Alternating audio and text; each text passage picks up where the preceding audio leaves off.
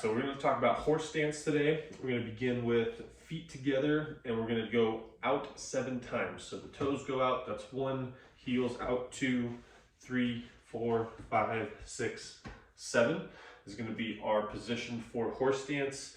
We want the toes to be turned out about 20 degrees or so.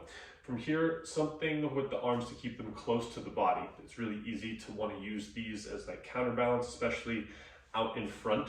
But we want to teach the body to work around the foundation of the feet with minimal impact from the upper body, especially to counterbalance what the lower body is doing. We want the lower body to act alone, basically.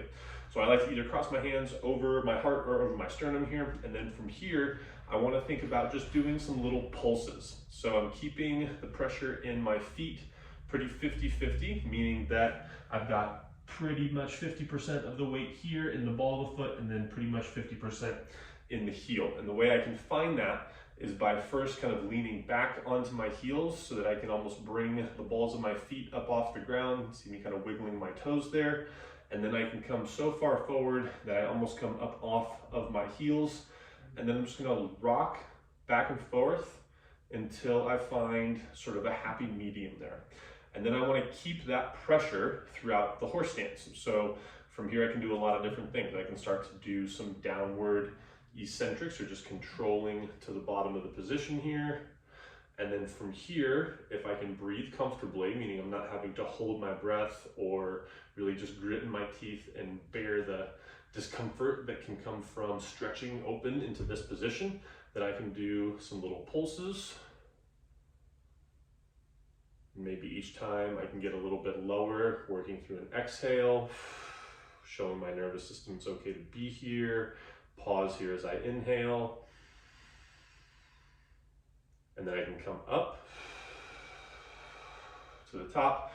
And when we come up to the top, whether it's at the end of the set or if I'm doing some full repetitions here, I want to think only about squeezing through my legs. I don't need to get a ton of this hip extension where if I'm coming from the bottom of my squat position up to the top, I don't need to squeeze my butt through and push my hips forward.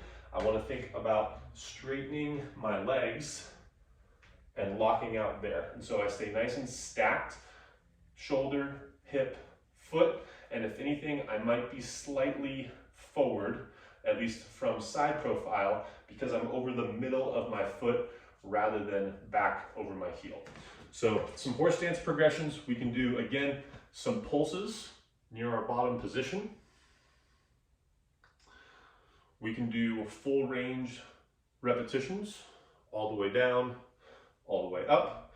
And then we can do a little bit more active work in the end range where we come all the way down and then I'm trying to actively use my hip flexors and internal rotators to pull me deeper into this position with no change in the upwards angle of my torso. So as I exhale, I always want to do this on an exhale, breathe in. Then as I exhale, try and squeeze and pull myself down. So I'm actively tightening all of this stuff, trying to get more rotation, more flexion. And then I want to hold here for a full breath at whatever my end range is. And then come out of it, again, focusing on straightening the legs to stand at the top. So those are some horse stance options. The last one that I just showed is not a starting place, so make sure you begin with either some full range repetitions, just getting used to traveling through that motion, or some pulses to kind of build some tolerance at end range.